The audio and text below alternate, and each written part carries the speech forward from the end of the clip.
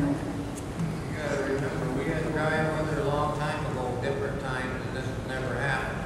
Since they started doing irrigation, things up, they're drying the well. We're not saying that irrigation has not contributed. That hasn't been the purpose of this. I would say, make them dig a pond and let the water fill up and let them irrigate out of the pond. When the water goes down, they shut them off. Just like we have to do, wait for rain.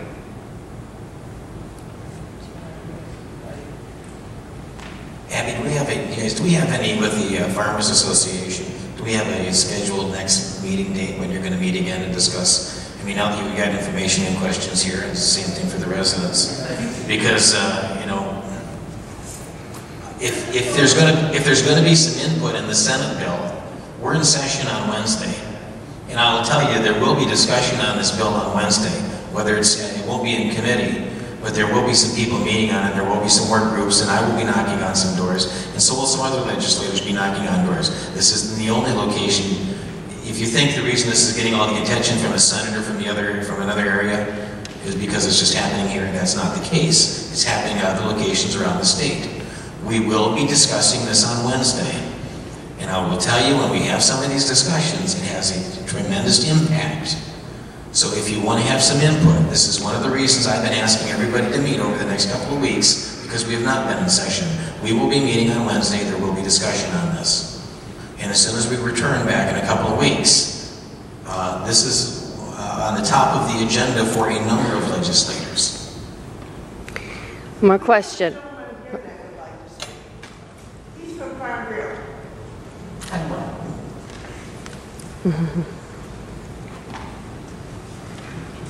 Thank you, Representative. Matt Smee with Michigan Farm Bureau, and thank you for the indulgence, just a quick opportunity to speak a little bit. I know that we've got some Tuscola County Farm Bureau members that are in the audience tonight, and as was discussed, there's folks that may be on multiple sides as far as the impact in this issue. I work with the legislature. It's one of my responsibilities in representing our members. We have a policy development process that's developed at the local level, and so I get my direction from the farmers from around the state at the local level. This issue of water use has actually been around, obviously, as you can imagine, for a very long time. We've been engaged for a long time in that discussion, for the better part of more than a decade now. And there's multiple laws that are on the books that do govern this discussion. Many of them have been talked about tonight. The founding premise of riparian doctrine, that no one person owns the water below their property, but it's a shared resource.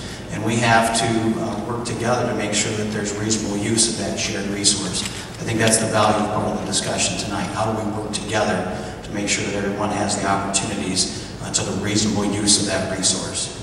So that's the foundation of Michigan's water law. We are blessed. If you look at Michigan, water defines us. We have the largest fresh water supply in the world, right around us. That doesn't necessarily mean that we've got an unlimited supply. I think how we manage that water supply is important. There's been laws that have been put on the books, one of them of which we've talked a lot about tonight that was repealed back in 2009. Farm Bureau was an active advocate for that conflict resolution process.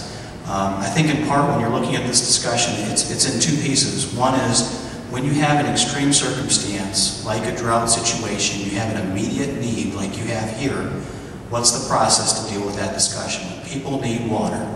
And that conflict resolution statute was actually modeled after a similar statute in the state of Indiana and was put on the books in '03. We've seen some positive results of that. Jason talked quite a bit about different scenarios, and it's been used in other parts of the state. Can we have a process that looks at that short term? The aquifer is going to recharge. We just need a process in the interim to see how we're going to work with this as a local community, how we're going to deal with it and evaluating the impacts.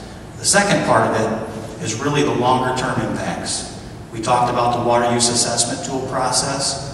Any high capacity well, whether it's an irrigator, a municipal system, a business, if they're going to put in a well that has a capacity, not the actual use, but a capacity to draw more than 70 gallons of water per minute in the state of Michigan, they have to register that use.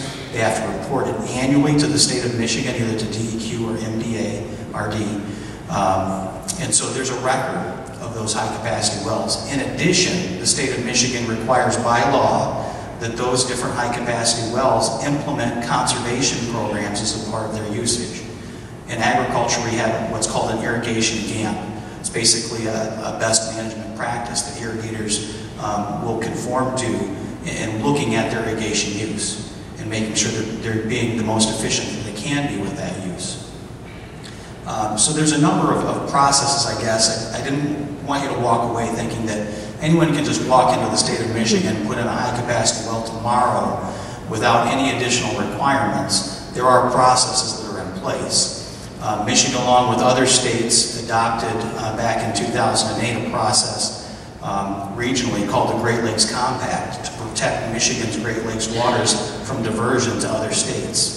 Again, Farm Bureau and other organizations were instrumental in supporting that process. So I guess, again, I think I see this as an opportunity tonight to talk through some of the issues and figure out some of the opportunities to look at how do we collectively have the discussion of that shared resource, but also know that there are laws in this state that do govern that process. And I think it's been mentioned many times already, but that Senate Bill 1008 really is putting back in place that conflict resolution piece that's missing that we did have in the state back in from 03 to 09. So, thank you. I just have a question. The irrigators involved are willing to help pay for a study. Who is going to be conducting the study? Who is going to be overseeing it as it goes on? To whom will that data be reported? How is that going to be handled? Well, I think they're still trying to draw up the questions. The hydrogeologist that was used in the Saginaw study is being considered. I know they reported that information. DEQ has used that for some of their work. I don't think that's been decided, actually. I talked with Dave Lush today, the author of the paper that she had mentioned. He's very interested in what's going on up here and would be interested in providing some of the questions, the framework for what a hydrogeologist could look at further for studying. But I don't think any of that, a lot of that's just presenting what information we need to know, and then having a firm basically present their plan of research for that. But although it will be privately funded, will it be turned over to the public domain where it will be publicly available for information? I'm assuming it will. Well, with the Saginaw study, it was integrated into a paper that was released to the public. I'm assuming for usefulness, since that's what we want to do, is garner as much information as we can to expand potential for irrigation and development and everything else in the community, that they wouldn't do that. But honestly, we haven't sat down and discussed that further. I've had one meeting with them, so. You guys can talk all you want, but when you're out of water for 24 or 30 days, you don't realize it until you're out. And there should be something done quicker than what's going on. I do not deny that, and I will be the first one to admit there's significant faults here, and or problems, I should say. And the problem is that there's not one agency that can deal with it. I mean, I understand the frustration of feeling like you're being passed off to people, but I have no answers for that, except for bringing back the conflict resolution program. I mean, right now, the only avenue you have is legal avenue is through the civil courts. And it's frustrating for everybody. I'm hearing that. You met with the irrigators. Would you be willing to meet with just a few of the people in the area, sit down and talk with them, and we can show you what we have accumulated as far as information? Would you do that and come meet with us? I can do that, but I have to tell you, I have no authority. I have none. I mean, I don't know what I can do with it. Well, except for you to gather that information. It would be very useful for a study, quite frankly. But I have no authority. None. Okay, but we'd like to have you hear our side, please. Just hear our side.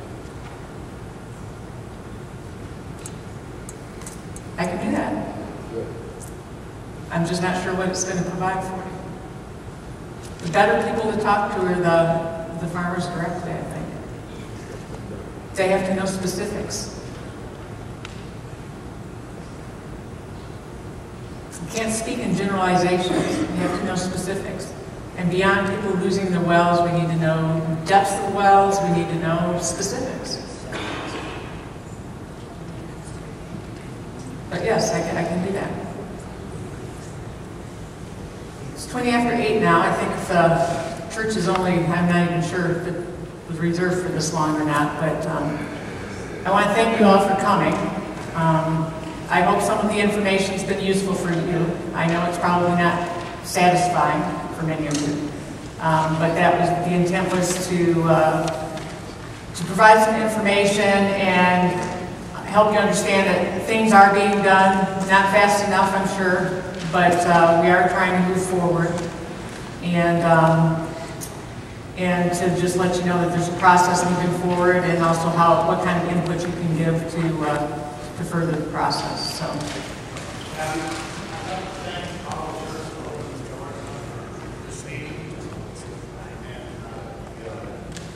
You know,